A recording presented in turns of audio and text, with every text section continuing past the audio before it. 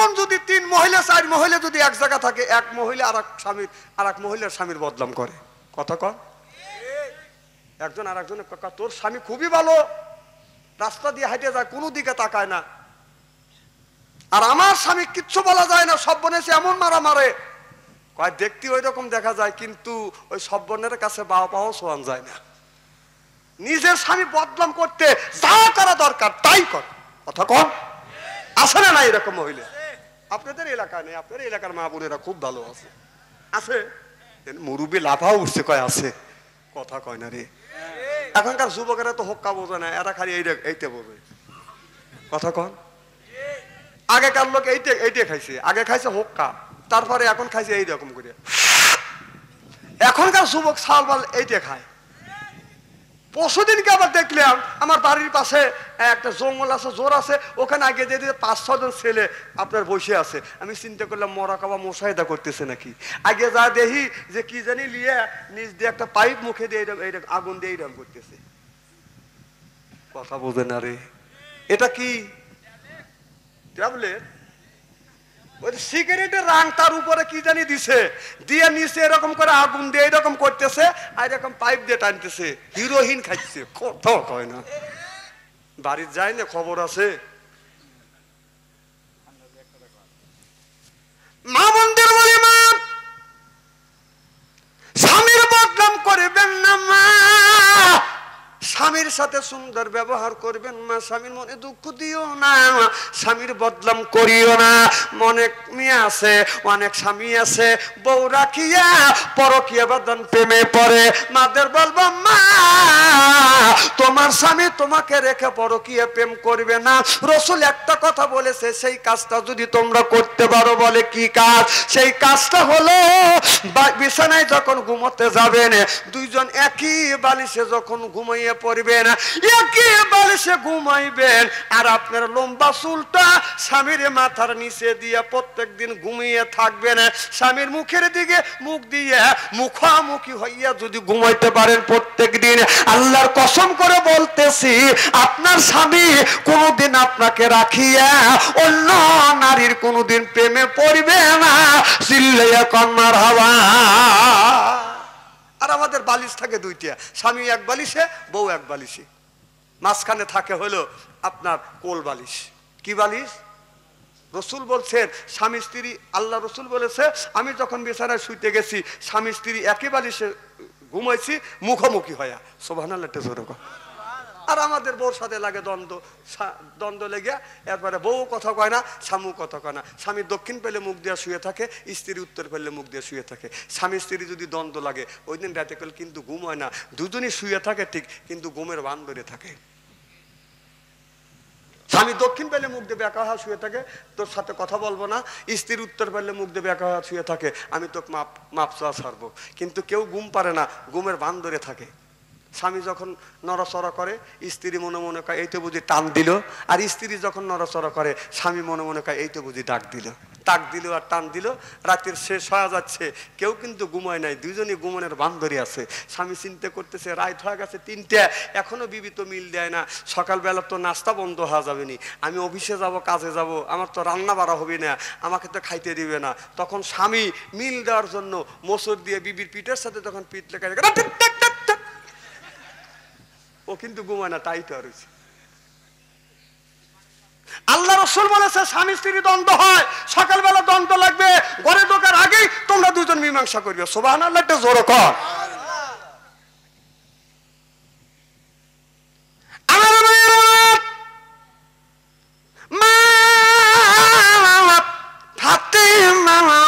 ডেকে ডেকে বলে, আব্বা আমার স্বামীর বদনাম আমি সহ্য করতে পারি না। এই বলিয়া এবার মা ফাতেমা যখন রওনা করছে, হযরত আলী বাজান পিছ পিছ আসছে। মা ফাতেমা রুমের মধ্যে ঢুকছে, রুমের মধ্যে ঢুকিয়া আপনার ঘরের মধ্যে যা তাকে হযরত আলী বিছানায় নাই। মা ফাতেমা মনে মনে চিন্তা করলো, আমি আমার স্বামীকে রাখিয়া আমি আমার আব্বার বাড়িতে গেছি, কিন্তু আব্বার বাড়ির থেকে এসে দেখি আমার স্বামী বিছানায় বানাই নাই। এবার হযরতে ফাতেমা বিছানার উপর যখন বসছে, হযরত আলী ঘরের মধ্যে ঢুকছে, সালাম দিছে, আসসালামু আলাইকুম। ও আমার বিবি আমার সালাম লা। মা ফাতেমা ওয়া আলাইকুম আসসালাম বলিয়া হযরত আলীর কাছে যাইয়া হাত পারে ধরে বলে, স্বামী গো আপনি এত রাত্রিতে কই গিয়েছিলেন? এবার হযরত আলী বলে, বিবি ফাতেমা তুমি যেই জায়গা গিয়েছিলে আমিও সেই জায়গা গিয়েছিলাম। বিবি ঘুম থেকে জেগে দেখি তুমি বিছানায় নাই, আমি খোঁজাখুঁজি করছি বিবি তোমাকে পাই না। বিবি আমি তোমার পিছ পিছ গেছি, আমি যা দেখি তোমার বাবার রুমে তুমি ঢুকছো, আমি জানলার পাশে দাঁড়াইয়া তোমাদের সব কথা শুনছি। হাত দুটো টান করে দে বিবি রে, আয় আমার বুকে আয় রে বিবি। বিবি আমি তোমাকে বিয়ে করবার পরে আমি তোমার পেট ভরে 2 বেলা পেট ভরে তোমাকে খাবার দিতে পারি না বিবি রে, পরনে ভালো কাপড় দিতে পারি না। বিবি ফাতেমা আমি তোমাকে তোমার শখের জিনিস আমি তোমাকে দিতে পারি না রে বিবি। আমার সাথে আমাকে বিয়া করিয়া জীবন ভর তুমি কষ্ট করছো, তারপর কোনদিন তুমি কটু মুখে কথা আমারে বলো না। বিবি ফাতেমা আয় আমার কাছে আয়। মা ফাতেমা হযরত আলীর বুকের সাথে মাথা না আপনার বুকের সাথে মাথা ঠেকাইলেন। এরপরে হযরত আলী আপনার ফাতেমা যখন আলীর বুকের সাথে মাথা ঠেকাইলেন, হযরত আলী মা ফাতেমার চুল ধরে বাঁধান চুমন দিলেন। সুবহানাল্লাহ, একটু জোরে কর। বিবির চুলে 2-1 চুমো টুমো দিয়েন চুমো দিয়েন, এটা সুন্নাত। সুবহানাল্লাহ, একটু জোরে কর। মা বন্ধুর বলবো না, স্বামীর কাছে আপনি যদি চুল বার করিয়া শ্যাম্পু লাগাইয়া চুলটা ফুলাইয়া স্বামীর কাজ দিয়ে যদি হাঁটাকোটা করতে পারেন, আপনার মাথার চুল স্বামী যতটি দেখবে ততটি আল্লাহ নেকি লেখে দিবে। সুবহানাল্লাহ কয়েন। চুল স্বামীকে দেখাইতে হবে, কিন্তু আমাদের দেশের মেয়েরা স্বামী দেখায় না। মার্কেটে যখন যায় শ্যাম্পু করিয়া চুল মানুষকে দেখাতে দেখাতে যায়। যতগুনি মানুষ যতগুনি চুল দেখবে কিয়ামতের ময়দানে প্রত্যেকটা চুল কিয়ামতের ময়দানে সাপ হয়ে আপনাকে দংশন করতে থাকবে। মা বোনদের বলবো, মা নামাজে যখন দাঁড়াবেন মা হাতের কষাটা বের হয়ে থাকবে, এরপরে মুখটা বের হয়ে থাকবে, সর্বশরীর দেখে থাকবে। শরীরের কোনো অঙ্গ যদি বের হয় এই নামাজ পড়ে মেয়েরা আল্লাহর জান্নাতে যেতে পারবে না, যাওয়া সম্ভব না। মায়েদের মাথার থেকে পায়ের পাতা পর্যন্ত বাজান ঢাকা থাকবে, হাতের কবজি পর্যন্ত বাজান এই কবজিটা বের হয়ে থাকবে, এই মুখটা এই পর্যন্ত বাজান বের হয়ে থাকবে, এমনকি চুলটা যেন দেখা যায় না। এইভাবে নামাজে দাঁড়ান লাগবে। সুবহানাল্লাহ বললেন না? নামাজের মধ্যে এইরকম করে দাঁড়ান, আপনার পর্দা করা নামাজের মধ্যে সমান পর্দা করা ফরজ। আল্লাহ রাসূল বলেছে মেয়েরা যখন বাইরে যাবে ঠিক ওই রকম পর্দা করা ফরজ। জোরে জোরে কোন সুবহানাল্লাহ। হযরত আলী বিবি চুলে চুমন দিয়ে বললে, বিবি রে আয় আমার কাছে আয়। মা ফাতেমা রাদিয়াল্লাহু তাআলা আনহু যখন খাবার খাইতে বসতেন, খাবার যখন খেতে বসতেন স্বামী স্ত্রী একটি প্লেটে বাদান খাবার খাইতেন। হযরত আলী যদি বাইরে যাইতেন মা ফাতেমা আলী যতক্ষণ বাড়িতে না আসতো মা ফাতেমা ততক্ষণ পর্যন্ত খাবার খাইতো না। আমাদের ঘরে ঘরে ফাতেমা আছে বাবা, স্বামী যদি বাইরে যায় আর আমাদের ফাতেমারা স্বামী আসার আগে খায়া পুটি পুটি হয়ে বসে থাকে। আসে তুমি দাঁত খিলেল করতেছে আর দেখ পেতেছে, ও ও স্বামী কয় খাবার খাইছে, কয় আমার শরীর ঠিক দুনিয়া ঠিক। কথা কয় আমার ভাইয়ের আমার। হযরত আলী মা ফাতেমা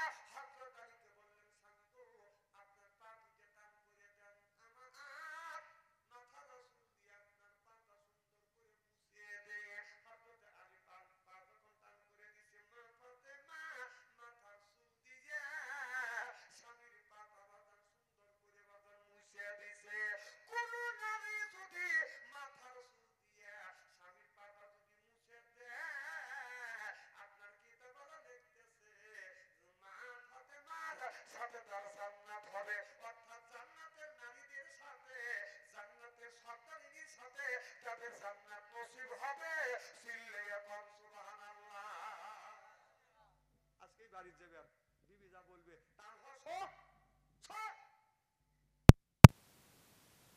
পা মোছা দিই। আমাদের এলাকায় এক দাদি আছে, বাবার কাছে গল্প শুনছি, সেই এক মৌলানা যা ওয়াজ করছে যে মাথার চুল দিয়ে ফাতেমা স্বামীর মাথার চুল দিয়ে হযরত আলীর পা মোছা দিছে মা ফাতেমা। তখন এই কথা শুনে ওই বুড়ি চিন্তা করতেছে, আর 60 বছর ধরে ঘর সংসার করতেছি, আমার মাথার চুল দিয়ে তো বুড়োর পা মোছা দেয়নি। বুড়ি নিয়ত করে বসে আছে আজকে বুড়ো আসবে, ও এই পা ধোয়া দিয়ে ওযু করা দিয়ে মাথার চুল দিয়ে পা মুছে দেবো, জান্নাতটা তো কামাই করি। ওই জামান আমার হোক্কা খাইতো, হাদিস সাহেব এক সময় ছিল না, কথা কয় না রে। এখনকার যুবকেরা তো হোক্কা বোঝে না, এরা খালি এইটা বোঝে, কথা কন। আগেকার লোক এইটা খাইছে, আগে খাইছে হোক্কা, তারপরে এখন খাইছে এইরকম করে। এখনকার যুবক সালবাল এইটা খায়। পরশুদিনকে আবার দেখলাম আমার বাড়ির পাশে একটা জঙ্গল আছে, জোর আছে, ওখানে আগে যে 5-6 জন ছেলে আপনার বসে আছে। আমি চিন্তা করলাম মরাকাবা মোশাহিদা করতেছে নাকি। আগে যা দেখি যে কি জানি লিয়ে নিজ দিয়ে একটা পাইপ মুখে দিয়ে আগুন দিয়ে এইরকম করতেছে, কথা বোঝে না রে। এটা কি ট্যাবলেট? ওই সিগারেটের রাং তার উপরে কি জানি দিছে, দিয়ে নিচে এরকম করে আগুন দিয়ে এরকম করতেছে, আর এরকম পাইপ দিয়ে টানতেছে, হিরোইন খাচ্ছে। কথা কয় না, না যুবকরা তো বলবে না, ওরা তো জানে, বুড়োরা কি জানে। এখন তো ঠিক কবে কি যেন বলতেছিলাম, ওই হোক্কা খাইতে গেছে। আগেকার মানুষ দুয়া গান গাইতো, কথা কয় না রে, দুয়া গান গাইতো না। ওই দুয়া গান গাইছে, ওই বুড়ো দুয়া গান শুনতেছে, বুড়ি 12টা পর্যন্ত যাইগে চিন্তা করতেছে বুড়ো তো আসলো না, আমার তো কাজ হলো না। বুড়ি দরজা খুলেই শুয়ে পড়ছে। বুড়ো করছে কি, রাস্তা দিয়ে হাইটে আসছে, তখন তো স্যান্ডেল ছিল না, এখন তো এক একটা মানুষের 6টা করে স্যান্ডেল আর জুতো, কথা কন। তখন আসলো খরম, একটা বাদ যদি 10 জন সদস্য থাকছে, খরম থাকছে একটা, একজন পাও ধুয়ে ঘরে ঢুকছে, আবার আর একজন ওই খরম নিছে, খরম নিয়ে আবার ওই খরম দিয়ে পাও ধুয়ে আপনার ঘরে গেছে, খাটে উঠছে, চৌকি উঠছে, আর একজন এই খরম নিছে। এই খরম ভিজেতে ভিজেতে খরমের ঠান্ডা লাগা ভালাইছে। হ্যাঁ তাই আসলে না স্যার। হ্যাঁ খরমকে আপনারা দেখছেন, যুবকরা তো এটা বোঝেই না, কিন্তু আমি দেখছি, আমি খরম দিয়ে গোসল আপনি পাও ধুইছি। হ্যাঁ আপনারও আসিল, দেখছেন আসিল, দেখছেন খরমে হাদিস সাহেব পাও দিচ্ছে, আমও পাই দিছি। তখন তো খরম পা দিয়ে ওরকম করে যাওয়া যায় না। ওই বুড়া রাইতে অন্ধকার রাত হাইটে আসতেছে। আগে তো টয়লেট তো এইরকম বাড়ির বাড়ির টয়লেট ছিল না, আগে বেশিরভাগ মানুষ পাটের খাতে ধানের খাতে আতাইলে কাম দেহাইতো, কথা বোঝে না রে। ওই বুড়ো হাইটে আসতে আসতে রাস্তার সাথে আতাল আছে, আতালের পাশে মানুষ পায়খানা করে থুয়ে দিয়েছে, বুড়োর পা ফসকে যায়, আপনার একটা নরম জায়গা পড়ছে, বুড়ো শীতে উঠছে, যে শীতে উঠছে খালি দুবলার হাতে পায়ে এরকম 3টে মোচড় দিছে, কথা বোঝে না। আচ্ছা কিছু যদি পার তলে বোঝে পরে, গোবর টবর যদি পরে, মানুষ লাফা ওঠে না, উঠে পা হলে ওমর এরকম ছিটে না, কথা কয় না। বুড়ো করছে কি, ওইটা পাও দিয়ে খালি কোনো রকম পরিষ্কার করিয়া ঘরে যায়, সালার সাথে পা মুছে ধোয় নাই, বুড়ো শুয়ে পড়ছি। বুড়ি সে শুষে বুড়ি কার ডাক দেয় নাই, ওই বুড়ি লক্ষ্য করে দেখে যে বুড়ো আইছি, চিন্তা করতে হারে রাত্রিবেলায় মরিয়ে দেবে পারি, বুড়োর তো পাও দেওয়ার পারি নেই, যাজ্ঞ বাবা চুল দিয়ে তো পা মশা দেই। ওই বুড়ি করছে কি, বুড়োর পা মশা দিতেছে, পা মশা দিছে, ওই যে মলটল যে আছে চুলে বইরে গেছে। বুড়ি যখন চুল শীতানে দিয়ে যখন শুবের গেছে, গুগু গন্ধ। বুড়ো কয় বাত্তি লাগা, কয় কে, গুগু গন্ধ, কয় আমার নাকেও তো আসতেছে, বাত্তি লাগা, উৎক পরীক্ষা নিরীক্ষা করে দেখা কোনো জায়গা গু নাই। আবার যখন ওই বুড়ি চুল নিয়ে শুয়ে পড়ছে, বুড়ো শুয়েছে, আবার গুগু গন্ধ। বুড়ো কাজে ঘুম তো বাড়ি পারবেন না, আমি তো এসে এখন দেখি যে গুগু গন্ধ, এই মাল আসলো কোথেকে। আবার পরীক্ষা নিরীক্ষা করে না, মাল পায় না। বুড়ি আবার চুল ও বিছিয়ে দিছে, চুল এই বালিশের উপরে, বুড়োর যখন হাত পড়ছে লাগছে ঠান্ডা, হাত দিয়ে দেখে আটা আটা, নাকে নিয়ে দেখে গন্ধ, কয় বাত্তি লাগা মাল পাইছি। বাত্তি লাগাছে, কয় মাল কোনে, কয় মাল তোর চুলে। কারণ আমার চুলে যদি মাল থাকে তাহলে মাল তোর পায়েও আছে। যদি পরীক্ষা নিরীক্ষা করে দেখে যে মাল ছিল ওই বুড়োর পায়ে, ওই পাত থেকে বুড়ির চুলে গেছে, চুলের থেকে গেছে বালিশে, বালিশের থেকে গেছে বুড়োর গেছে হাতে, হাতের থেকে গেছে নাক।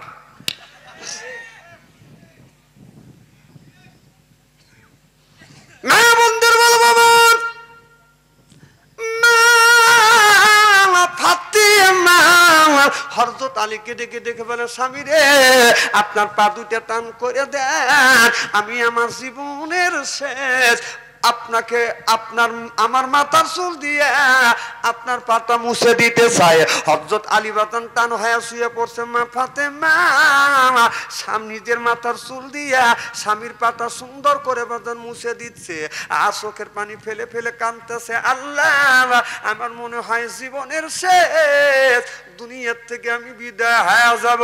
এক ফোঁটা চোখের পানি হযরত আলীর যখন পায়ে পড়ছে, হযরত আলী লাফা উঠে বলে বিবি রে তুমি কাঁদতেছো, তোমার চোখের পানি আমার পায়ে পড়ছে, কেন তুমি কাঁদতেছো? হযরত ফাতেমা ডেকে বলে স্বামী রে আমি যদি মারা যাই, আমার মৃত্যুর পরে তুমি ওই দিনের বেলায় দিনের বেলায় আমাকে কবরস্থ করো না। আমি যদি মারা যাই, রাতের বেলায় আমাকে তুমি দাফন করিবে, রাতের বেলায় আমাকে কবরের মধ্যে কবরস্থ করিবে। স্বামী আমি যদি মারা যাই, আমাকে গোসল করানোর দরকার হবে না, আমি ফাতেমা নিজেই গোসল করে নিব। আমি যদি মারা যাই, আমাকে কেউ খাটনিতে সরাবেন না, খাটনিতে সরাইলে বাদান 4 জন লোক লাগে। জোরে কোন কয়জন? 4 জন লোক ছাড়া বাদান খাটনিতে নেওয়া যাবে না। স্বামী আমি যদি মরে যাই, খাটনিতে শোয়াইলে খাটনিতে নিলে 4 জন লোক লাগে, কারণ আমাদের 2টা সন্তান হাসান হুসাইন, 2টাই ছেলে বাদান ছোট, এই ছেলে 2টা খাট কান্দে নিতে পারবে না। স্বামী গো আমি যদি মারা যাই, অন্য মানুষ নিয়ে খাটে শোয়াইয়া আমাকে কান্দে করে কবরস্থানে নিও না। ও স্বামী আমি যদি আমি যদি মারা যাই, আপনি আপনার বুকের সাথে কোলে নিয়ে আপনি নিজ হাতে একা নামিয়ে আমাকে কবরস্থ করিবে। যখন সুবহানাল্লাহ। স্বামী গো আমি যদি মারা যাই, আপনার নিকট কোনো বন্ধু যদি থাকে তারে দিয়ে আপনি কবর খনন করবেন, কারণ আমি মারা গেলে আপনি কবর খনন করতে পারবেন না, হয়তো আপনি হাত ফেল করে মারা যাইতে পারেন। স্বামী আমি যদি মারা যাই, আমি মৃত্যুর পরে আপনি জানাজার নামাজ পড়াইয়া অল্প কয়েকজন লোক দিয়া জানাজার নামাজ পড়াইয়া রাতের বেলায় আপনি কান্দে করিয়া আমাকে কবরস্থানে রেখে দিবেন। এবার স্বামীর হাত ধরে বলে স্বামী আমি দীর্ঘদিন আপনার সাথে ঘর সংসার করছি, আমার আচার আচরণে ব্যবহারে আপনি যদি কষ্ট পেয়ে থাকেন মেহেরবানি করিয়া আপনি আমাকে মাফ করে দিবেন। এই বলিয়া হযরত ফাতেমা হযরত আলীর হাত ধরে জড়া ধরছে। হযরত আলী মা ফাতেমার হাত ধরে ধরে মুখের দিকে তাকাইয়া কান্দে আর বলে বিবি রে দীর্ঘদিন তোমার সাথে ঘর সংসার করলাম, তোমার সাদ আল্লাহ আমি পুরা করতে পারি না, এমনকি দুবেলা সকাল সন্ধ্যায় দুবেলা পেট ভরে তোমাকে খাবার দিতে পারি না। বিবি রে জীবন ভর আমার সাথে ঘর সংসার করতে আপনি শুধু কষ্ট পাইছেন। ও বিবি আমি যদি ভুল করে থাকি মেহেরবানি করিয়া আপনি আমাকে মাফ করে দিবেন। স্বামী বিবির গলা ধরে কান্দে, বিবি স্বামীর গলা ধরে কান্দে, মনে হয় ওই ঘরের মধ্যে বাদান কান্নার রোল পড়ে গেল। এবার হযরত আলী বলতেছে বিবি রে এইভাবে যদি কান্নাকাটি করি ছেলে সন্তান শুনলে ওরা কষ্ট পাবে। হযরত আলী কাঁদতে কাঁদতে চোখ মুছতে মুছতে বাদান ঘর থেকে যখন বের হয়ে গেল, হাসান হুসাইন ঘরের মধ্যে ঢুকিয়া মারে সালাম দিয়ে বলে ও গো মা আপনি কি আমার বাবাকে গালি দিছেন? মা আমার বাবা কেন? কাঁদতে কাঁদতে চোখ মুছতে মুছতে ঘর থেকে বের হয়ে গেল। মা ফাতেমা বলে বাবা রে তোমার বাবাকে কোনো গালি দেই নাই, তোমার বাবার সাথে কোনোদিন আমাদের স্বামী স্ত্রীর ভিতরে জীবনে কোনোদিন দ্বন্দ্ব হয় নাই। যেরকম সুবহানাল্লাহ। হযরত আলী হযরত ফাতেমা হাসান হোসেনকে জড়ো ধরে বলতে বেটা রে আসো বেটা ঘুমাও। এবার ছেলেটা এক ছেলেকে ডান পাশে আর এক ছেলেকে বাম পাশে শোয়াইয়া মা ফাতেমা 2 হাত দিয়ে 2 সন্তানের মাথা বুলা দিচ্ছে আর মনে মনে চিন্তা করতেছে আল্লাহ আমার সন্তানকে আর কোনোদিন আদর করতে পারবো না, আমি দুনিয়ার থেকে বিদায় হয়ে যাব। এই করতে করতে দুইটা ছেলে যখন ঘুমিয়ে পড়ছে, মা ফাতেমা অমনি দুইটা ছেলেকে ঘুম আসাইয়া মা ফাতেমা গোসল দিলেন। গোসল দিয়া মা ফাতেমা নামাজে দাঁড়াইয়া বলে, আল্লাহ তুমি আমার রুহটা কবজ করিবা, আমি যখন সেজদায় যাব মাওলা আমার 2 রাকাত নামাজ আদায় করব। 2 রাকাত নামাজে 4টা সেজদা আছে, আল্লাহ প্রথম সেজদায় তুমি আমার রুহ কবজ করো না, আল্লাহ দ্বিতীয় সেজদায় রুহ কবজ করো না, তৃতীয় সেজদায় রুহ কবজ করো না, চতুর্থ সেজদায় যখন যাব মাওলা তুমি আমার রুহটা কবজ যতক্ষণ পর্যন্ত না করবে আল্লাহ এতক্ষণ পর্যন্ত আমি সেজদা থেকে মাথা তুলব না। মাওলা রে তোমার কাছে দরখাস্ত করি, আমার 2টা সন্তান হাসান হুসাইন ঘুমিয়ে আছে। স্বামীকে ডেকে ডেকে বলেছে, স্বামী রে আমি যদি মারা যাই, আমার ওই 2 সন্তান যদি ঘুমিয়ে থাকে, এই 2 সন্তানকে তুমি ডাক দিও না, ঘুম নষ্ট করো না। আর যদি ওদের ঘুম নষ্ট হয়ে যায়, ঘুম থেকে জেগে উঠে দেখে আমি ফাতেমা দুনিয়ায় নাই, 2টা ছেলে কান্নাকাটি করবে, কান্নাকাটি তুমি থামাইতে পারবে না। আর এলাকার শত শত মানুষ জমা হয়ে যাবে, আমাকে দেখার জন্য আসবে। স্বামী গো এই ওসিয়ত করে গেলাম। হযরত ফাতেমা 2 সন্তানকে ঘুমাসাইছে। ঘুমাসানোর পরে গোসল দিয়া ফাতেমা নামাজে দাঁড়াইছে। প্রথম সেজদায় গেছে, রুহু কবজ হয় নাই। দ্বিতীয় সেজদায় রুহু কবজ হয় নাই। তৃতীয় সেজদায় রুহু কবজ হয় নাই। চতুর্থ সেজদায় যখন যাবে ফাতেমা মনে মনে চিন্তা করতে, আল্লাহ এটা আমার জীবনে আল্লাহ আর জীবনে কোনদিন তোমার পায়ে সেজদা দিতে পারবো মা ফাতেমা। যখন বাজান সেজদায় গেছে, তখন মা ফাতেমার রুহটা বাজান কবজ করে নিয়ে গেছে। মা ফাতেমা আর বাজান জিন্দা নাই। মা ফাতেমা বাজান সেজদারত অবস্থায় আছে। দীর্ঘ সময় বাজান হয়ে গেছে। বাজান রে হযরত হাসান হুসাইন 2 ভাই বাজান ঘুমিয়ে আছে। ঘুম থেকে জেগে দেখে মা ছিল মাঝখানে, মা নাই। মা কোথায় গেছে? মা কি ওই রুমে ঘুমাচ্ছে? ওই রুমে যায় মা বলে ডাক দেয়, বাজান রে মা আর জবাব দেয় না। ঘরের মধ্যে ঢুকছে, ঢুকে যা দেখে মা সেজদায় পড়ে আছে, আব্বা ঘরে নাই, সেজদায় পড়ে আছে। হযরত হাসান হুসাইন মনে মনে চিন্তা করতেছে, মা সেজদায়, আমরা 2 ভাই ডাকাডাকি করছি, নামাজে মনে হয় ডিস্টার্ব হয়ে গেছে, দীর্ঘ সময় হয়ে গেছে। ফাতেমা যখন সেজদার থেকে মাথা তোলে না, হাসান হুসাইন চিন্তা করে এত সময় আমার মা কেন সেজদায় পড়ে আছে। এবার হযরত হুসাইন যাইয়া মার পাশে বসছে, মা তো সেজদারত অবস্থায় আছে। হযরত হুসাইন যে মার পিঠের উপর হাত বুলাইছে, অমনি মা ফাতেমা দলে বাঁধন জমিনের মধ্যে পড়ে গেছে। হযরত হুসাইন বলে, মা গো তোমার কি হয়েছে? মা ফাতেমা কথা কয় না। হাসান ডেকে ডেকে হাসান যা বলে, মা মা মা ফাতেমা কথা কয় না। 2 ভাই মায়ের গলা ধরে কান্দে, মা তুমি কেন কথা কও না? মা যার দুনিয়ায় নাই সেই বাদান মায়ের ব্যথা বোঝে। এমন সময় 2 ভাই কান্নাকাটি করতেছে। হযরত আলী ঘরের মধ্যে ঢুকে যা দেখে 2 ভাই মার গলা ধরে ধরে কান্দে। কি বাবা কি হয়েছে, কেন তুমি কান্দো? হাসান হুসাইন দৌড়া বলে, হাসান হুসাইন বলে, আব্বা আমার মা কথা কয় না। হযরত আলী যা পাস পরীক্ষা করে দেখে মা ফাতেমা আর জিন্দা নাই। হাসান হুসাইন বলে, আব্বা মা কথা কয় না, আপনি কেন কান্দেন? কি হয়েছে গো আব্বা আপনি বলুন। হযরত আলী ডেকে বলে, হাসান হুসাইন রে তোমার মা আর জীবনে কথা বলবে না।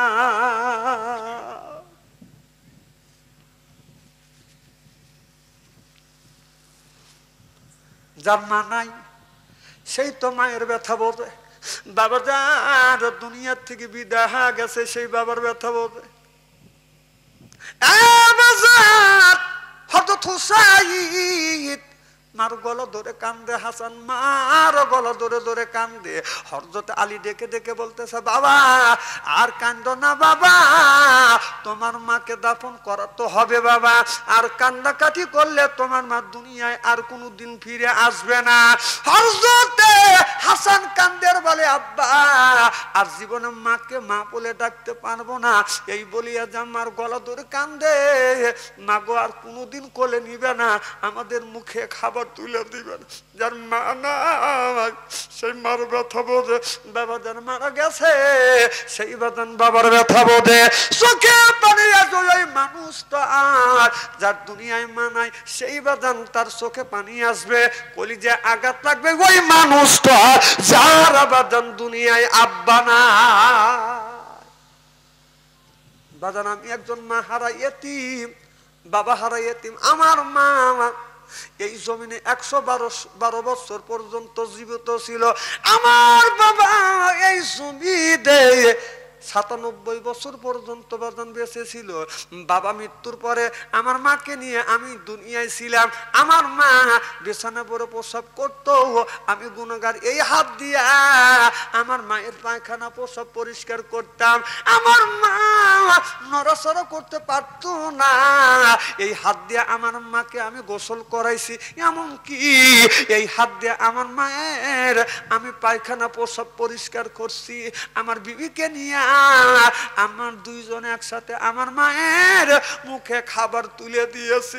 কোন ব্যক্তি যদি এই হাত দিয়ে মার পায়খানা প্রসাব পরিষ্কার করে, মারে গোসল করা দেয়, মার মুখে খাবার তুলে দেয়, আল্লাহর কসম নবী বলেছে ওই হাত আল্লাহর দরবারে তুলতে দেরি, দোয়া কবুল হইতে দেরি হয় না। সরকম সুবহানাল্লাহ।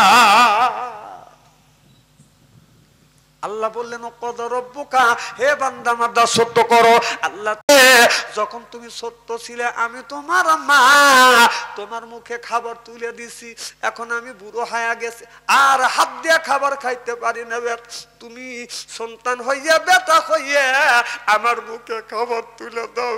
যখন তুমি দুধ খেয়েছো, দাঁত ছিল না মুখে, নিজে না খাইয়া আমি খাওয়াইছি তোমারে, বেটা খাওয়াইছি তোমারে, উঠতে পিছতে মায়ে তোমায় করলো, তোমায় বড় বড় হয় তুমি যদি ওই মায়ের সারো রে ভাই, ওই বাবারে সারো, আল্লাহ তো ছাড়িবেন না তোমায় রোজ হাসরের দিন, সব করিয়া দিতে হবে মায়ের দুধের ঋণ রে ভাই, বাবার যত ঋণ। তুই যাবি যদি হজে, খুশি রাখো কাজে, যেরকম সুবহানাল্লাহ।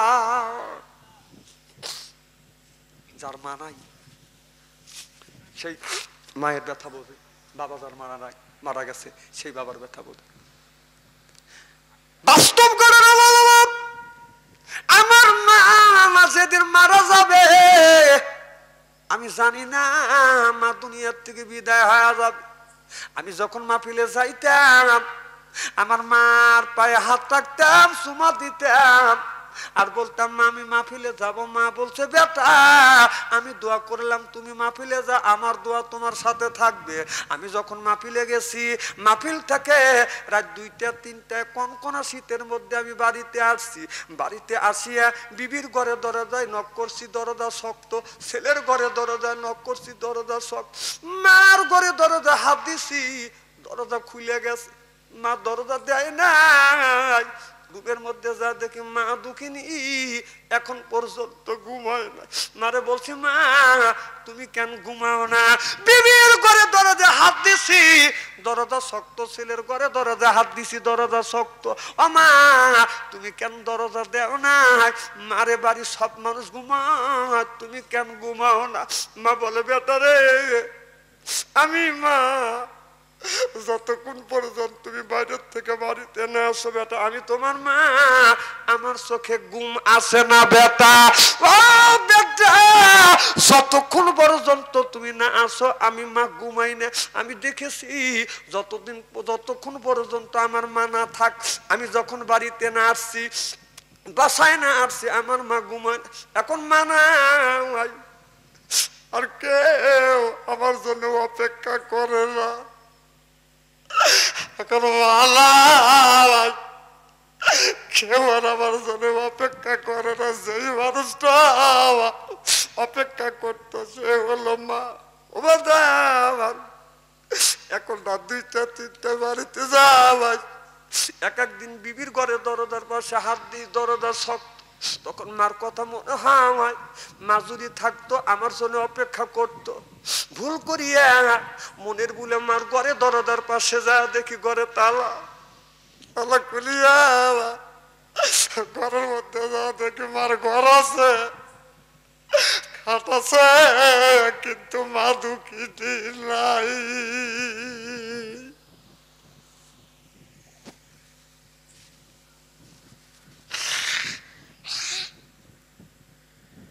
মার সাথে সুন্দর ব্যবহার করবে, মারে কষ্ট দিব। হযরত আলী হাসান হোসেনকে বলে, বাবা আর তোমার মা কোনোদিন আসবে না, চলো যাই তোমার মাকে কবরস্থ করবো। হযরত আলী কোলে নিয়ে কান্দে নিয়ে হযরত ফাতেমাকে নিয়ে বাদাম চলে গেলেন কবরস্থানে। যাইয়া আপনার তার আগে হযরত আবু যর গিফারিকে ডেকে বলেন, আবু যর আমার বিবি ফাতেমা মারা গেছে, যাও যাও কবরটা তুমি খনন করো। হযরত আবু যর কবরস্থানে বাদান চলে গেল। এখন তো প্রত্যেকটা কবরস্থানে বাদান আপনার লাইট আছে, আলো আছে। ওই সময় লাইট ছিল না, বিদ্যুৎ ছিল না, আলো ছিল না। হযরত ফাতেমা যেই জায়গা কবর খনন করবে হযরত আলী দেখা দিলেন। হযরতে আবু যর গিফারি যখন কবর খনন করলেন, উত্তর পাশে আল্লাহর রহমতের একটা লাইট আল্লাহ লাগিয়ে দিলেন। আমার ভাইয়েরা, আবু যর কবর খনন করতে করতে প্রায় শেষের দিকে যখন হয়ে গেছে, অর্থাৎ আবু যর কবরকে লক্ষ্য করে বলে, কবরে বল তোমার কাছে কে আসবে? হযরত ফাতেমা যিনি নারীদের সর্দারিনী হবে, এ কবর জানো কি তুমি? তোমার কবরের মধ্যে কে আসবে?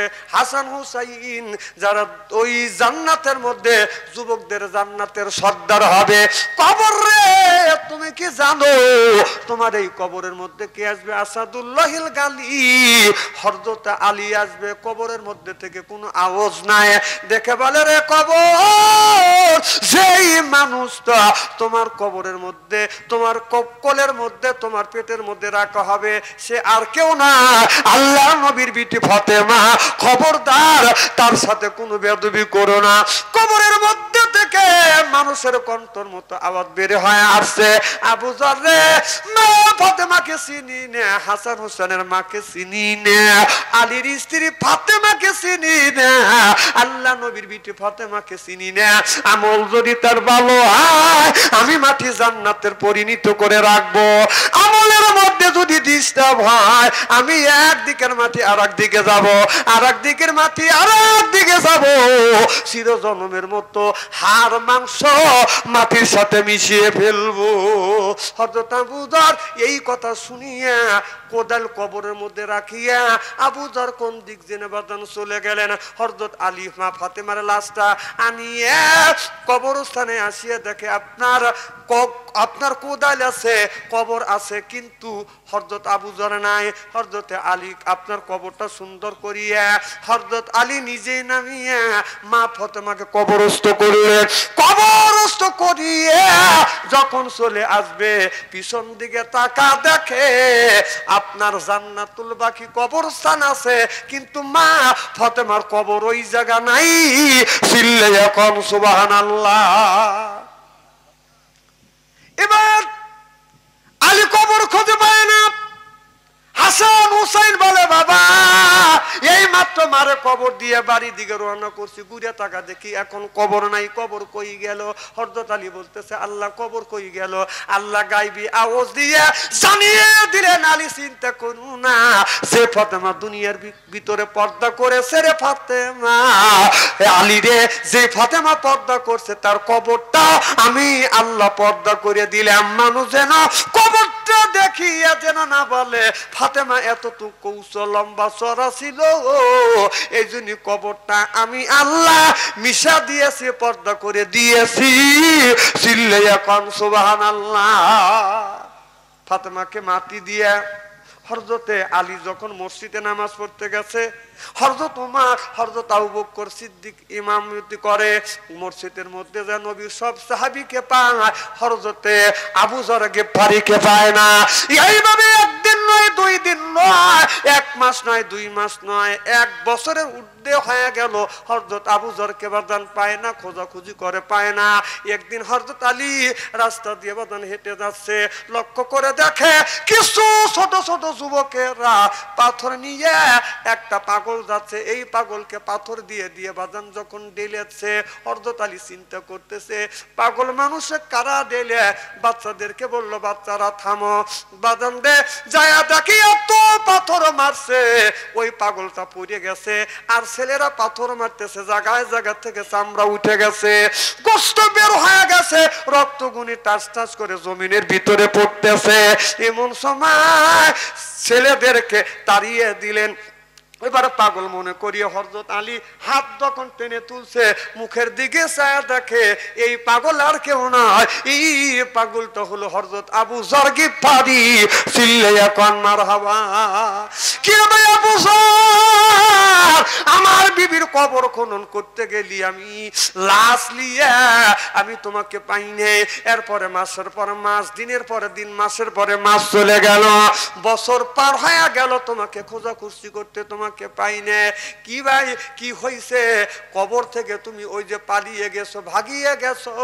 হযরত আবু যর চোখের পানি ফেলে দিয়ে কান্দের বলে আলী রে, ওই কবর কি হইছে, ওই কবর কি হইছে, ওই কবরের ভিতরে আমি বলেছি কবর তোমার কাছে আল্লাহ নবীর বিটি ফাতেমা আসবে, আলীর স্ত্রী আসবে, হাসান হোসেনের মা আসবে, কবর রে খবরদার তার সাথে তুমি বেয়াদবি করো না। এ আলী, কবরের মধ্যে থেকে উত্তর আসছে আলীর স্ত্রী চিনি না, হাসান হোসেনের মাকে চিনি না, ফাতেমাকে চিনি না, আল্লাহর নবীর বিটি ফাতেমাকে চিনি না। আমল যদি তার ভালো হয় আমি মাটি জান্নাতের পরিণত করে রাখবো, আমল যদি খারাপ হয় আমি একদিকের মাটি আর একদিকে যাব, আর একদিকের মাটি আর একদিকে যাব, চির জনমের মতো হাড় মাংস মাটির সাথে মিশিয়ে ফেলবো। এবার আপু, এবার হযরত আলী, আমার ভয় এই কবরটা না জানি আমার সাথে কি ব্যবহার করবে। বলো শেষ, আবু যর গিফারি আত্মা ফেটে দুনিয়া থেকে বিদায় হয়ে গেল। ইন্না লিল্লাহি ওয়া ইন্না ইলাইহি রাজিউন।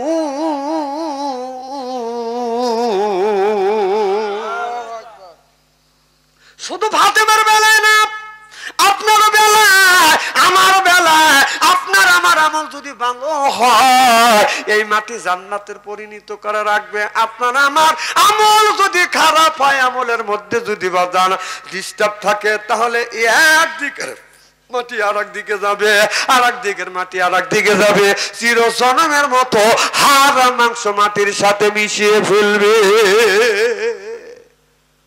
এদিন নামাজ আমরা ছাড়বো না, মানুষের সাথে দুর্ব্যবহার করব না, মানুষের হক নষ্ট করব না, ক্ষমতা যদি থাকে ক্ষমতার বাহাদুরি আর দেখাবো না।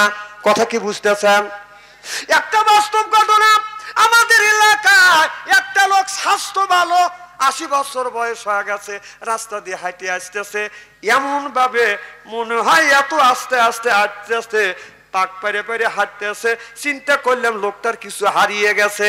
আমি যা বললাম মুরব্বি আপনার কি কিছু হারিয়ে গেছে? আমি খুঁজে দেই। বলে বাবা, আমার দিকে তাকিয়ে বলে বাবা আমার এমন জিনিস হারিয়ে গেছে, তুমি কি খুঁজে দিতে পারবে? আমি বললাম বাবা আপনি একটু ওয়েট করেন, দোয়া করেন দেখি আমি খুঁজে দিতে পারি কিনা। বলে বাবা আমি যদি দোয়া করি বাবা তারপরেও তুমি আমার জিনিস খুঁজে দিতে পারবে না। আমি বললাম বাবা বলেন আপনার কি হারাইছে? এবার মুরব্বি বলে বাবা আমার যৌবন কালের জুয়ানগিরি হারাইছে, খুঁজে দাও। কথা কি বুঝতেছেন? আমার এই যৌবন রাস্তায় চলে গেছে, মানুষের সাথে দুর্বল মানুষ দেখলে তার উপরে অত্যাচার করতাম, জুলুম করতাম। এখন আমি দুনিয়ার থেকে বিদায় হয়ে যাব বাবা। এই জন্য আমি বলতেছি বাবারে, দুনিয়ায় থাকতে মানুষের সাথে খারাপ ব্যবহার করবেন না। আপনি যদি আমাকে আঘাত দেন, হাদি সাহেবকে আঘাত দেন, হাদি সাহেবকে যদি হাদি সাহেবের হক যদি নষ্ট করেন, হাদি সাহেবকে আপনি আঘাত করছেন, হাদি সাহেবকে আপনি মারছেন, হাদি সাহেব যদি আল্লাহর রাস্তায় যদি আপনাকে মাফ করে দেন, মাফ পাবেন। আর হাদি সাহেব মাফ যদি না করে দেয়, আল্লাহও আপনাকে মাফ করে দিবে না। তোর কথা কি বুঝতেছেন? যার কাছে অন্যায় করছেন, মাপ যদি চাইতে হয় তার কাছে মাপ চাইবেন। সে যদি মাপ করে দেয় তবে আপনি মাপ পাবেন, সে যদি মাপ না করে দেয় আপনি মাপ পাবেন না। কাল কিয়ামতের ময়দানে আল্লাহ বলবে, হে নবী, হে নবী, যে এই মানুষটা ওই মানুষকে আঘাত করছে, ওই মানুষটা যদি মাপ না করে দেয় আমি আল্লাহ মাপ করে দেব না। আল্লাহ বলে, আফা আংতা, হে নবী আপনি কি পারবেন ওই লোকটাকে জাহান্নামের হাত থেকে বাঁচাইতে? তুমফিজুর মানফিন নার, কেউ বাঁচাতে পারবে না। এই জন্যই শক্তি আছে, ক্ষমতা আছে, আর মানুষকে আঘাত করলেন আপনার কই মাটির কবরে যাইতে হবে না, ক্ষমতার বড়াই দেখাবেন না। চিরদিন মানুষের ক্ষমতা থাকে না। কথা কন, মানুষের কাছে যদি অন্যায় করে থাকেন আপনি যা ওই লোকটার হাত ধরে মাপ চাইবেন, লোকটা যদি মাপ করে দেয় আপনি মাপ পাবেন। লোকটা যদি মাপ না করে দেয়, জীবনে আপনি যদি 50 বারও যদি হজ করে পারেন, হজ করে থাকেন, আপনার নামাজ আর হজ যদি করে থাকেন, তারপরও আল্লাহ আপনাকে জান্নাতে দিবে না, আল্লাহ মাফ করে দিবে না। কারণ লোকটা যদি মাফ না করে, দুর্বল পাই তার উপরে আমরা গরম দেখাই, এরকম লোক আছে না নাই? এজন্যই বাহাদুরি দেখান না। এই যে এতগুলি লোক মারলো, যতগুলি লোক মারছে, ওই লোকগুলি যারা হত্যা হয়েছে, তাদের মারা হয়েছে, তারাও যদি কিয়ামতের ময়দানে যদি মাফ করে দেয়, তারা যদি তাকে মাফ করে দেয়, মাফ পাবে। নইলে আল্লাহ মাফ করবে না, করবে না, করবে না, করবে না। কথা কন। এই জন্যই মানুষকে আঘাত করবো না, কষ্ট দেবো না। মানুষের ভুল হইতেই পারে, আমরাও ভুল করে বসি, ক্ষমা চাইবেন। এতে রাস্তা দিয়ে হাঁটে যাই, যদি দেখি ভাবি যে এই লোকের সাথে কোনোদিন দুর্ব্যবহার করছি, হাত ধরে যা বলছি, বাবা হয়তো আপনার সাথে দুর্ব্যবহার করছি, আমার আচরণে কথায় আপনি কষ্ট পাইছেন, বাজান মেহরবানি করে মাফ করে দেন। লোকটার হাত পেরে যদি ধরি, সে লোকটা মাফ করে দিবে না? যখন মাফ করে দিবে না। মানুষের মধ্যে মাফ চাইতে হবে না। আপনি যদি আঘাত করে থাকেন, কষ্ট দিয়ে থাকেন, হাদি সাহেবের সাথে খারাপ ব্যবহার করছেন, হাদি সাহেব নামাজ পড়ে বের হওয়া যাচ্ছে, মসজিদে কেউ নাই, আমি একটা সুযোগ করে দিচ্ছি, কথা বুঝতেছেন না? যে এইভাবে রাস্তা দিয়ে হারিয়ে যাচ্ছে, কেউ নেই আশেপাশে, কেউ নেই, হাদি সাহেব আছে, যা দৌড়ে যা বলবেন, বাজান আমি আপনার সাথে দুর্ব্যবহার করছিলাম, বাজান আপনি মাফ করে দেন, এই যে হাত পেরে ধরছি, যদি মাফ না করে দেন আমি ছেড়ে দেবো না। পারবে না? ওই লোকটা মাফ করে দিবে না? কতক্ষণ মাফ করে দিবে না? এই জন্য পায়ের নিচে হাত থেকে অনুরোধ করে বলবো, আমি এইটি আপনাদের বুঝাতে চাচ্ছি, মানুষের সাথে খারাপ ব্যবহার করবেন না, অন্যায় করবেন না, কষ্ট দিবেন না, কারোর সম্পদ নষ্ট করবেন না, কারোর হক নষ্ট করবেন না। আপনি যদি কারোর হক নষ্ট করেন, ওই লোকটা যদি মাফ না করে দেয়, জীবনেও আপনি মাফ পাবেন না। আল্লাহ যেন আমাদের আমল করা তৌফিক দেয়, সকলে করেন আমিন। দীর্ঘ সময় হয়ে গেছে, গরমের দিনে ওয়াজ করা কঠিন, রাত পরে 12টার কাছাকাছি হয়ে গেছে, মোনাজাত করলে 12টা হয়ে যাবে ইনশা আল্লাহ। হাদিস সাহেব দুই একটা কথা বলবে, এরপরে মোনাজাত করে দেবো ইনশা। কিছু কি বলবেন কেউ? সকলেই পড়েন আস্তাগফিরুল্লাহ রাব্বি মিন কুল্লি যামবি ওয়া তুবু ইলাইহি লা হাওলা ওয়ালা কুওয়াতা ইল্লা বিল্লাহিল আলিয়্যিল আযীম। পড়ুন লা ইলাহা ইল্লাল্লাহু মুহাম্মাদুর রাসূলুল্লাহ সাল্লাল্লাহু আলাইহি ওয়াসাল্লাম। কি যেন বলতেছিলেন?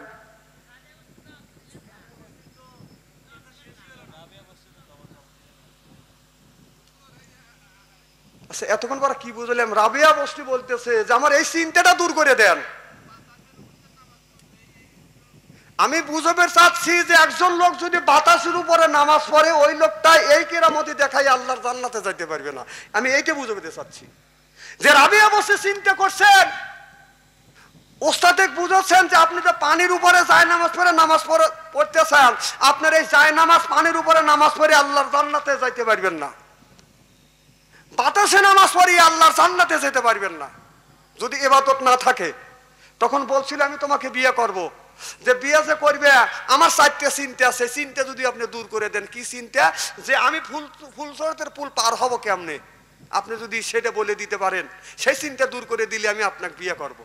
তো বলতেছে আমি আমার ওই কথা যখন আমার চিন্তা হয় যে ফুলসরাতের পুল আমি কেমনে পার হব, সেইটাতে আমার ঘুম হয় না, আমি তোমাকে কেমন করে সাজেশন দেবো? আমি এইটা বুঝে বের চাচ্ছি। রাবিয়ার ওয়াজ তো শেষ করে দিচ্ছি, আমার ওয়াজ বুঝতে হবে তো।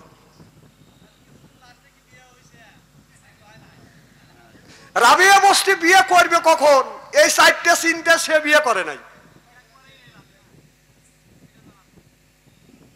না না, সে স্বামীর ভালোবাসা, স্বামীকে যে ভালোবাসা দিবে, অন্তর যে ভালোবাসা দিবে, সেই ভালোবাসা তার ওই চিন্তাই অস্থির, ওই ভালোবাসা পাইবে কোথায়?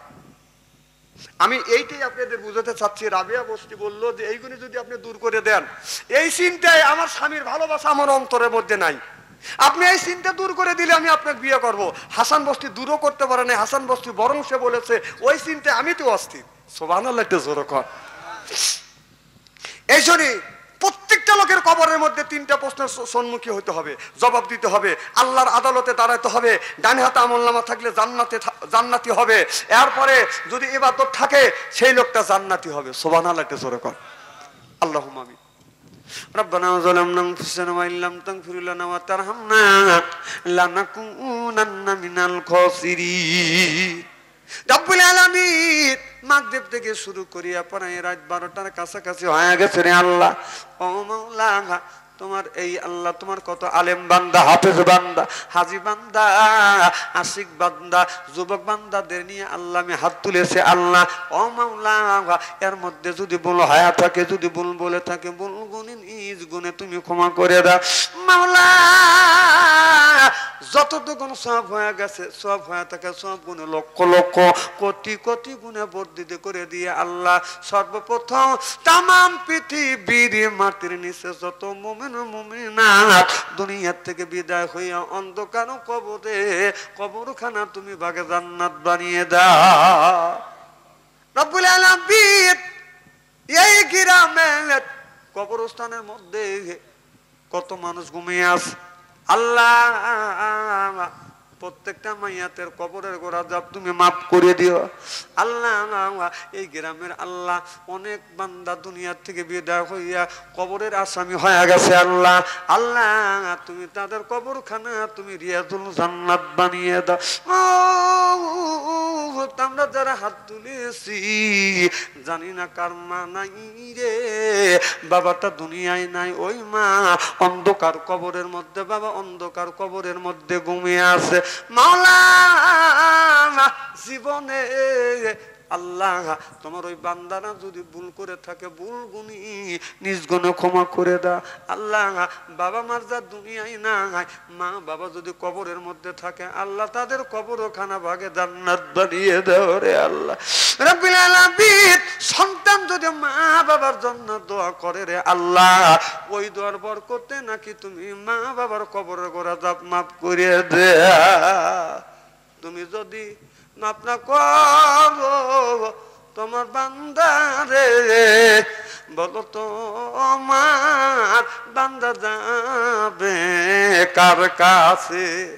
এত সুন্দর মানুষ মাওলা বানাইয়া জাহান্নামে কেমনে দিবা ফেলিয়া রব্বুল আলামিন। এই গ্রামের যুবকটা মিলিয়া আল্লাহ শহীদদের স্মৃতি স্মরণে আল্লাহ কোরআনের মাহফিলের আয়োজন করেছে আল্লাহ।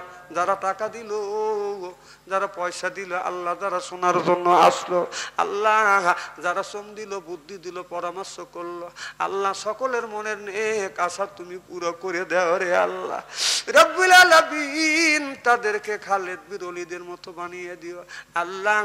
কোরআনের মাহফিলের জন্য, কোরআনের জন্য যারা সহযোগিতা করলো আল্লাহ, সাহায্য করলো, চাঁদা দিয়েছে, বুদ্ধি দিয়েছে, পরামর্শ করেছে আল্লাহ, এই সমস্ত মানুষদেরকে হযরত হাসান হুসাইনের সাথে তুমি জান্নাত নসিব করিও।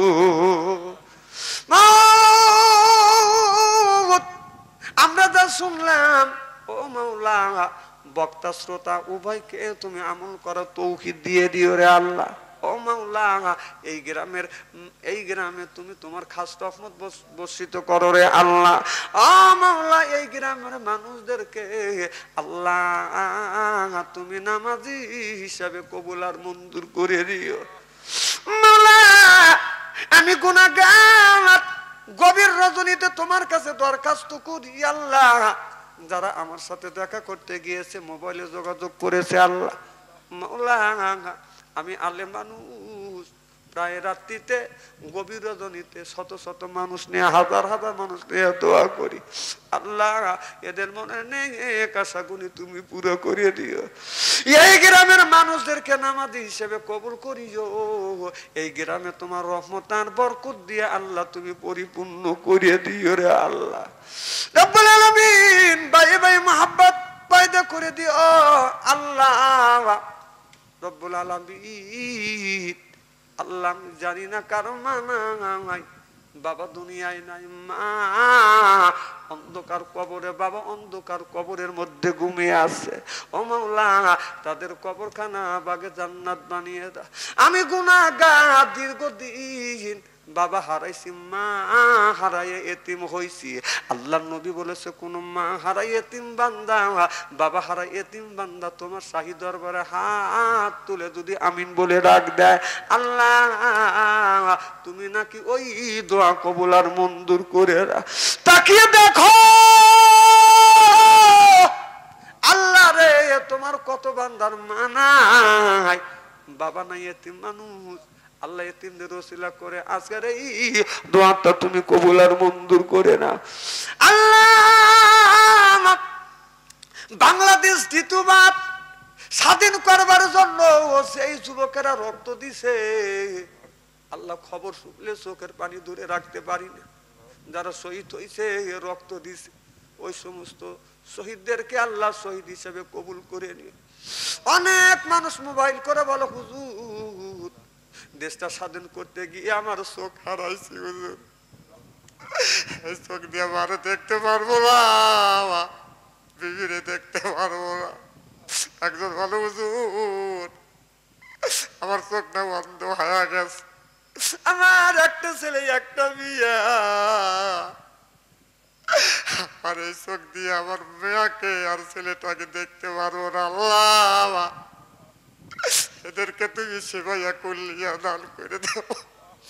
জীবনের মতো পঙ্গু হয়ে গেছে, অন্ধ হয়ে গেছে, দৃষ্টি শক্তি হারাইছে আল্লাহ। যারা অসুস্থ আছে তাদেরকে তুমি সেবাইয়া কুল্লিয়া দান করো আল্লাহ। তোমার কুদরতে হাতে ধরি পায়ে পড়ি আল্লাহ। যারা অসুস্থ, কেউ হাত হারাইছে, কেউ পা হারাইছে, কেউ চোখ হারাইছে, আর যারা শহীদ হয়েছে সবাইকে তুমি কবুল করো। শহীদ হয়েছে শহীদ হিসেবে কবুল করো, যারা বেঁচে আছে আল্লাহ গাজী হিসেবে তুমি কবুল আর মঞ্জুর করে দিও আল্লাহ। শহীদের রুহের মাগফিরাতের জন্য যারা কোরআনের মাহফিলের আয়োজন করেছে আল্লাহ, শহীদদের সাথে তুমি জান্নাত নসিব করে দিও।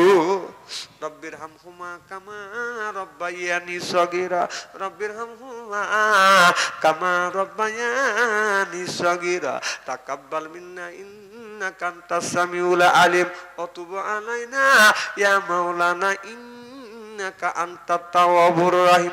মৃত্যু যদি দাও রমজান মাসে মৃত্যু দিও, জুমার দিন মৃত্যুর পরোয়ানা পাঠাইও, ফজরের নামাজ আদায় না করা পর্যন্ত মরণের ডাক দিও না। ও মাওলা, মরণের সময় তোমার মধুর কলমা জবান থেকে জারি করে দিও, লা ইলাহা ইল্লাল্লাহু মুহাম্মাদুর রাসূলুল্লাহ সাল্লাল্লাহু আলাইহি ওয়াসাল্লাম। আসসালামু আলাইকুম ওয়া রাহমাতুল্লাহ।